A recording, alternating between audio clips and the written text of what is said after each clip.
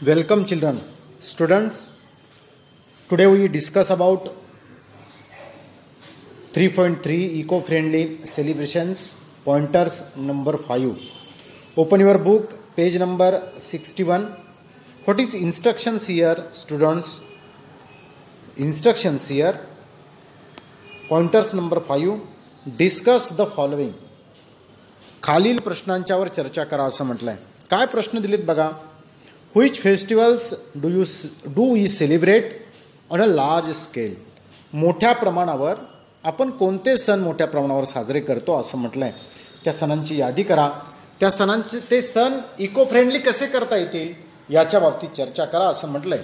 Next B, choose any one festival and decide which part of the festival are eco friendly and which are not eco friendly. See page number 63.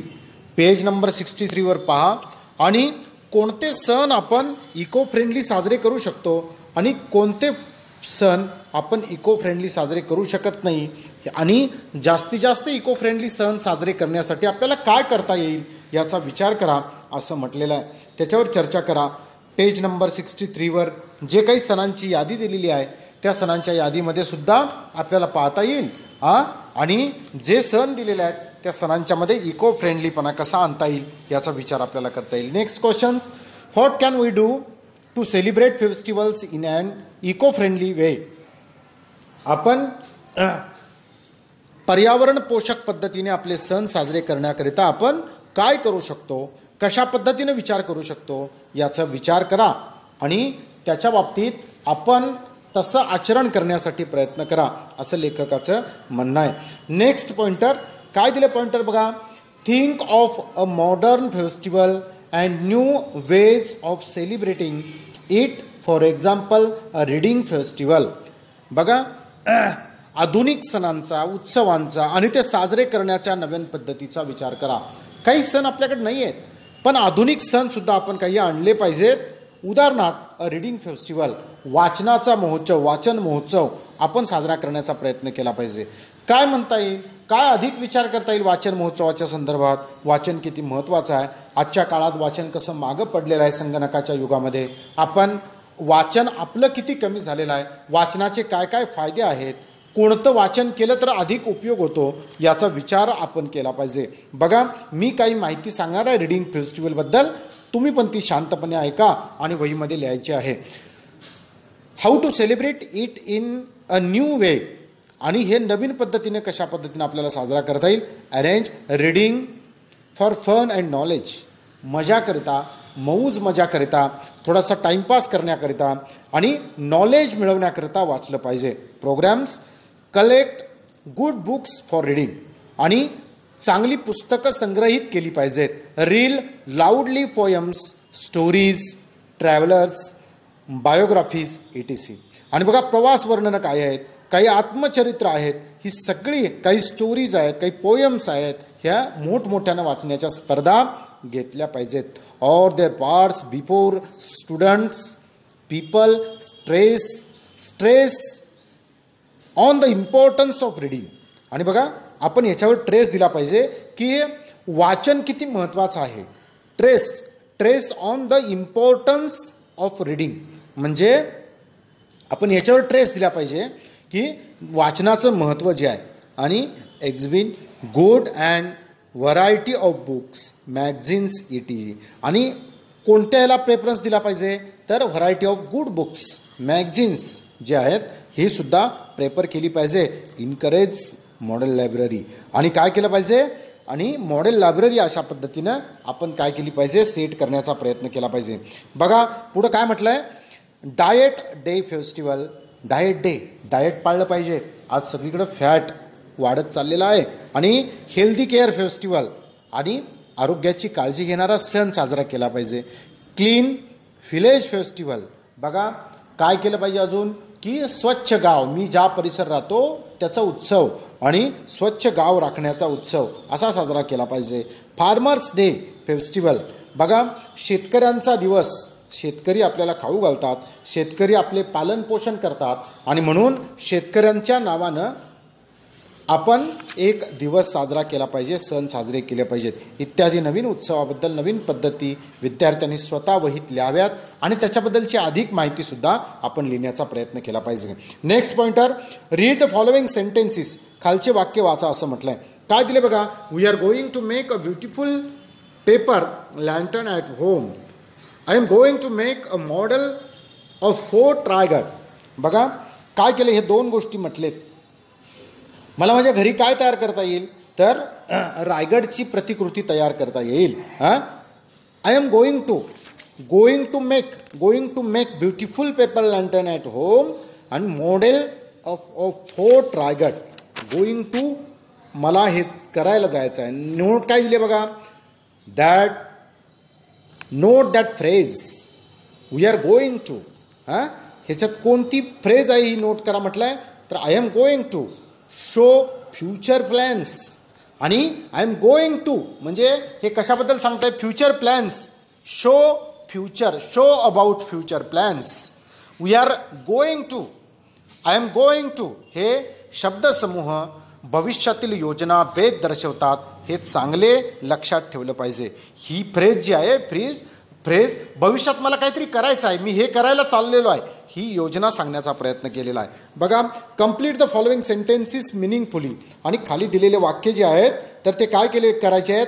काय दिले वाक्य, our teacher is going to, my father is going to, my grandfather is going to म्हटलंय. ह्याच्यात एक वाक्य आपल्याला पूर्ण करायचं आहे आणि ते आन्सर पूर्ण करायचं आहे. कसं वाक्य तयार करता येईल विद्यार्थी मित्रांनो, आपणही डोकं लावून आपल्या पद्धतीने लिहिले तरी चालेल, पण मी पण तयार करून सांगतो, तुम्ही पण लक्ष द्या. Our teacher is going to retire soon. लवकरच माझ्या टीचर रिटायर व्हायला चाललेले होत आहेत. My father is going to bring a car.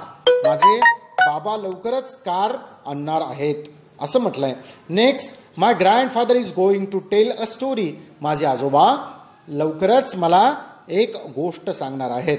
काय लक्षात ठेवलं पाहिजे, गोइंग टू ही फ्रेज आहे, चा उपयोग कसा होतो, विल या अर्थाने केला जातो. भविष्यकाळात आपण करणार असल्याचा उल्लेख गोइंग टू प्लस मूळ क्रियापद अशा रचनेत करता येतो. I will give a speech on Monday on mother's day. I am going to give a speech on mother's day. आणि मला मातृदिवसानिमित्त मला भाषण करायला लवकरच जायचं आहे. मी जसं वाक्य केले अशी वाक्य गोइंग टूच्या बाबतीत सुद्धा आपण आपल्या वहीमध्ये तयार करून लिहिण्याचा प्रयत्न केला पाहिजे. Next, open your book, page number 62. What is instructions here. Write a letter to your friend, cousin, your using the following format. हा फॉर्मॅट वापरून आपल्या मित्राला किंवा कझिनला पत्र लिहा असं म्हटलंय. काय फॉर्मॅट आहे बघा विद्यार्थी मित्रांनो, फॉर्मॅट आहे. What is format here, date आणि प्लेस. हे पत्र लिहितेवेळी टाकायचंच असतं. माय डिअर, ज्या मित्राला किंवा कझिनला पत्र लिहायचं असेल तर माय डिअर असा उल्लेख करून सुरुवात करायची असते. ही hello, thanks for your letter, I received your letter, it was nice to know that.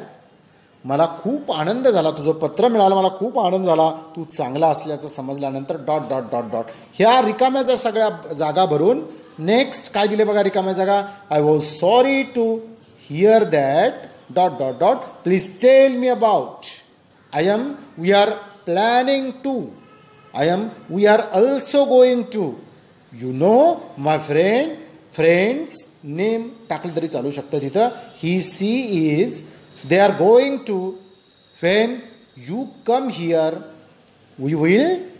Next, how are dot dot dot dot, give my regards to and love to dot dot dot, yours lovingly dot dot dot. हे पत्र आपल्याला पूर्ण करायचं आहे. कसं करता येईल पत्र पूर्ण, मी काही गोष्टी सांगणार आहे त्या पण लक्षात ठेवा आणि तुम्ही पण तुमच्या डोक्यानं हे पत्र लिहिण्याचा प्रयत्न करा. बघा, डेट दिली आहे पहिल्यांदा, डेट आपल्या मनाची टाका. मग मी उदाहरणात सांगेल तुम्हाला, 10 ऑक्टोबर 2016. प्लेस आपण ज्या नंदुरबार टाकायचं, नंदुरबार. मुंबई टाकायचं असेल तर मुंबई, पुणे टाकायचं असेल तर पुणे, आपण कुठलंही टाकू शकतो. मग आपल्या मित्राला पत्र लिहायचं आहे की कझिनला लिहायचं आहे हे नक्की करावं लागेल आपल्याला. कझिन म्हणजे काय, कझिन म्हणजे चुलत भाऊ, त्याला पण पत्र लिहू शकतो आपण. माय डिअर अमोल दादा, अमोल दादाला पत्र लिहायचं आहे. Hello, thank for your letter. It was nice to know that you have won the inter class cricket final. मला खूप आनंद वाटला तू इंटर क्लास क्रिकेटचं फायनल जिंकली त्याच्याबद्दल. Please tell me about the exciting moments of the match. मॅचच्या exciting मला उत्सुकता लागलेली आहे, ती काही थरारक मॅच झाली असेल तर असे प्रसंगाचं वर्णन तू कर. We are planning to visit and orphan here. We are also going to give the orphan new clothes and sweets. आणि काही प्लॅनिंग आम्ही केलेलं आहे आणि ते प्लॅनिंग पण मी तुला सांगणार आहे. You know my friends Raghav and Mamata, they are going to join my computer class. आणि हे दोघेजण माझ्या कॉम्प्युटर क्लासला जॉईन झालेले आहेत. व्हेन यू कम हिअर, तू जेव्हा इकडे येशील, we will visit some interesting places in Mumbai. How are Balu काका अँड सोहम काका? Give my regards to them and love to Dugga and Babiji. Your lovingly Mandar. आणि असं आपल्याला हे पत्र पूर्ण करता येतं. मी जसं सांगितलं त्या आधारावर किंवा तुम्हाला वाटेल तसं हे पत्र तुम्ही वहीमध्ये लिहा. थँक्यू.